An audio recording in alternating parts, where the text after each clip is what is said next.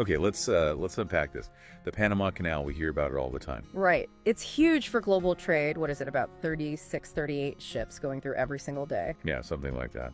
And it's brought in billions for Panama since they got full control back in 1999. Yeah. Definitely a vital artery. Absolutely. But there's this whole other story, isn't there? The one that existed before the canal reshaped everything. Exactly. That's what I find so fascinating. Before the huge locks and the container ships, there were actual communities there, thriving on the isthmus.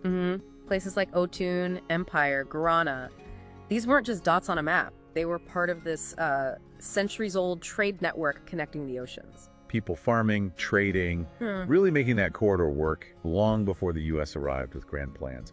This wasn't some empty wilderness. Not at all. Then comes 1903, the Hayden-Alvarilla Treaty. And suddenly, the U.S. carves out the canal zone. Sovereign U.S. territory, essentially. Right, like a little piece of the U.S. dropped right into the middle of Panama. They had full control, their own laws, everything. It was a massive power shift, really setting the stage for the canal construction under American terms. And that's kind of our mission for this deep dive, isn't it? To look at this from the Panamanian side. Yeah, especially the displacement, the erasure of those communities. Yeah. Rick Salasso's book, Erased, is key here, highlighting how the push for modernity basically wiped out what was already there. It's a perspective you don't often get in the standard engineering-focused histories. And we know, our listeners, the learner, you appreciate getting the insights, those aha moments, quickly, but without feeling, drowned in detail. So let's try and do that. Okay, so where should we start? The idea of a canal wasn't new in 1903, obviously. No way. Goes way back. Balboa, 1513, sees the Pacific, and you have to think the idea sparks then, right? A water pass. For sure. European powers were eyeing that narrow strip of land for centuries. The strategic value was clear pretty early on. And Panama wasn't the only option being kicked around, was it? Nicaragua was a major contender. Oh yeah, a big rival. Even someone like Humboldt back in the 19th century thought Nicaragua made more sense geographically. But Panama had that existing route, didn't it? Even if it was overland. Yes. Since the 16th century, plus other trade links, like that ill-fated Darien scheme. Right. Those earlier attempts, failures included, they kept highlighting the potential. And then came the Panama Railroad in 1850. That was a game changer. A huge one, connecting the coasts, especially with the California gold rush fueling demand. But the human cost. Yeah. Just awful. Unbelievable. Estimates of maybe 12,000 deaths. It's proud to build a railroad. Staggering. And it really foreshadowed the challenges the canal builders would face: the terrain, the diseases. And interestingly, the canal road ended up running pretty much parallel to that deadly railway line. It did. The railroad proved it could be done, traversing the isthmus, but at a terrible price. It also left some infrastructure, cleared land, the things the French and later the Americans could use. Which brings us neatly to the French attempts. Starting around 1880, Ferdinand de Lesseps. Fresh off the Suez Canal success, riding high, maybe a bit too high. Seems like it. He thought he could just replicate Suez in Panama. It's a completely different beast. Totally different. Mountains, the Chagres River flooding unpredictably. Suez was comparatively flat desert. You got the concession from Colombia? The wise concessions. So far, so good. But then he pushed hard for a sea-level canal. Just dig straight through. Despite engineers pointing out the massive challenges. I mean, the mountains. Exactly. There was that International Congress in 1879, but it seems like de Lesseps' charisma kind of carried the day for the sea-level plan. Were there dissenting voices? Someone arguing for locks? Yes. Gaudin de Lepine. He proposed a lock and lake system, remarkably similar to what the Americans eventually built. Cheaper, safer, fewer predicted deaths. Wow. A huge what if. Imagine if they'd listened. Makes you think, doesn't it? But they went ahead with de Lesseps' plan. Construction starts 1881. And almost immediately, disaster strikes. The health situation. It's just devastating. Malaria, yellow fever. Nobody understood mosquito transmission yet. The death toll was horrific. Maybe 22,000 people? Mostly workers? 22,000. It's hard to even comprehend.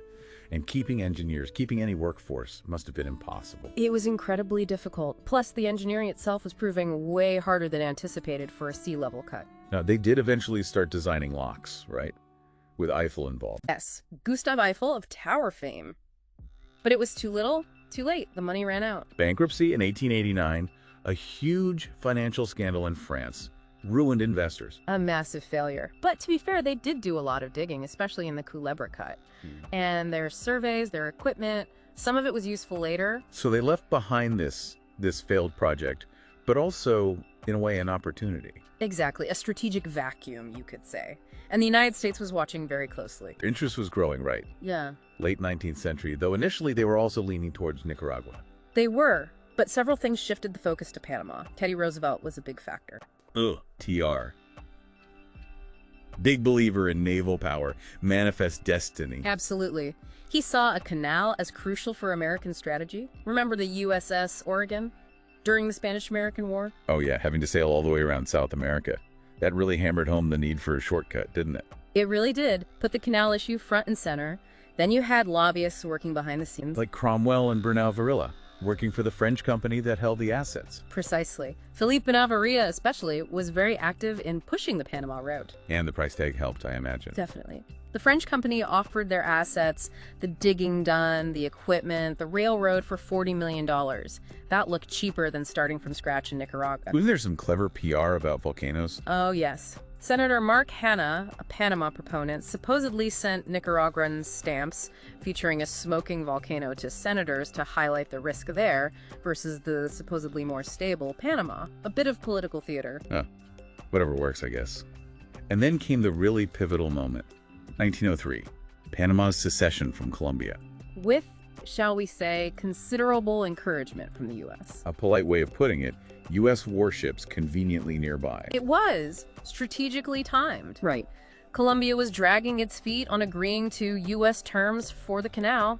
Panama declares independence. The U.S. recognizes them almost immediately. And bingo, the U.S. gets the treaty it wants, the Hay-Buna-Varilla Treaty. Yes, granting the U.S. rights to build and administer the canal zone in perpetuity, basically, though that treaty itself was controversial even in Panama.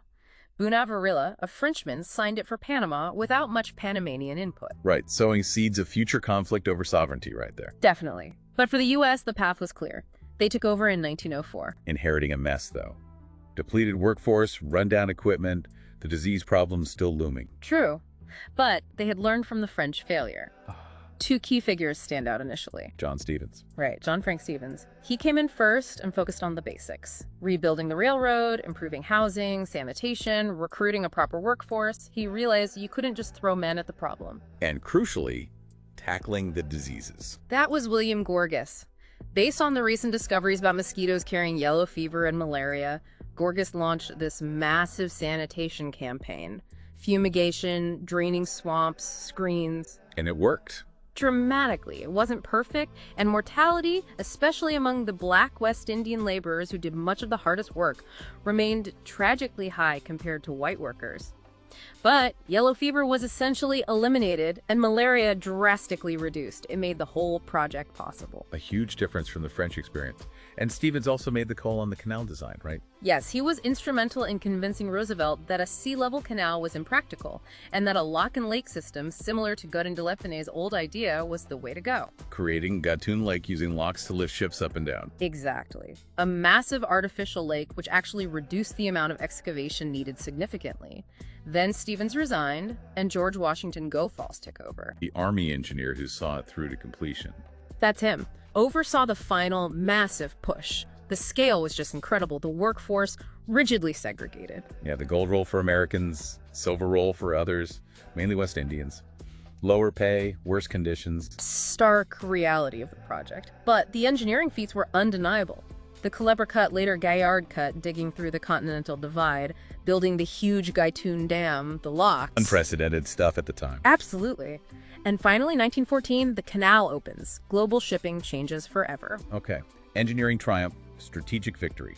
But let's circle back to where we started, the people who were there before. Right. Marixa Lasso's erased. This is where the triumphal narrative gets complicated. Because building this marvel meant what?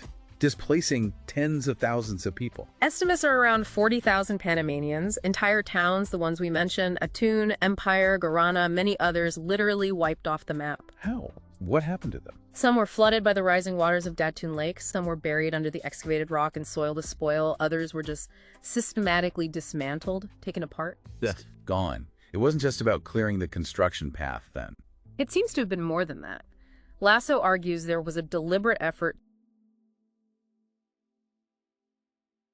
zone. The U.S. authorities often viewed the existing Panamanian settlements as unsanitary, riddled with disease. Was that fair, or was it, prejudice? Likely a heavy dose of the latter. Racial and cultural biases played a big role. Plus, there was a clear desire to keep the Panamanian population separate from the white American workers living in their planned zone communities. So you displace the locals, fence off their farmland, prevent interaction. And create this kind of Americanized bubble, a tropical idol, as Lasso calls it, built over the erased landscape of Panamanian life. Erasing not just homes, but a whole commercial culture, social structures, Black Republican institutions that had existed there. Exactly. A vibrant, centuries-old way of life sacrificed for this vision of modernity brought from outside. And that human cost, that erasure, it just gets glossed over in most accounts that focus on Goethals and the locks and the digging. It often does. The story is usually told from the perspective of the builders, the engineers, the American government. Lasso's work is crucial for bringing the Panamanian perspective back into view. Okay, so jumping ahead. The canal operates under U.S. control for most of the 20th century. There are upgrades, like the Madden Dam. Right, increasing water capacity and power generation. But tensions over control simmer and grow, especially after World War II. Nationalism rises in Panama. Understandably.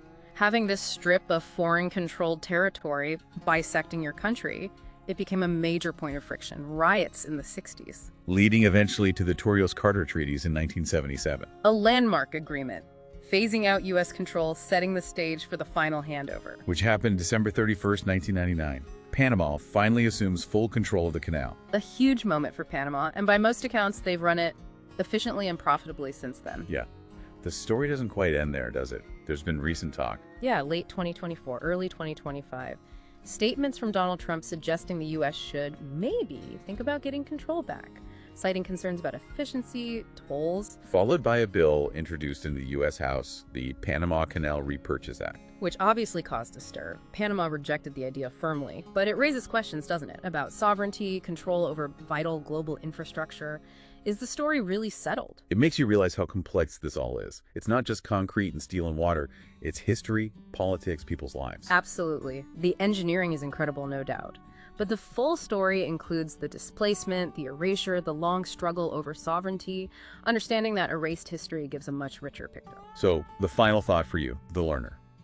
Given everything we've discussed, the immense value of the canal, the history of its creation, the transfer back to Panama, what do these recent rumblings about potential U.S. reacquisition tell us? Yeah, what does it suggest about how we think about sovereignty, global trade, and power dynamics in the 21st century? And what ethical considerations should be front and center when we talk about who controls something so critical to the entire world? Definitely something to chew on. And if you want to dig deeper, Maritza Lasso's Erased is a great place to start. There's always more beneath the surface of these big historical narratives.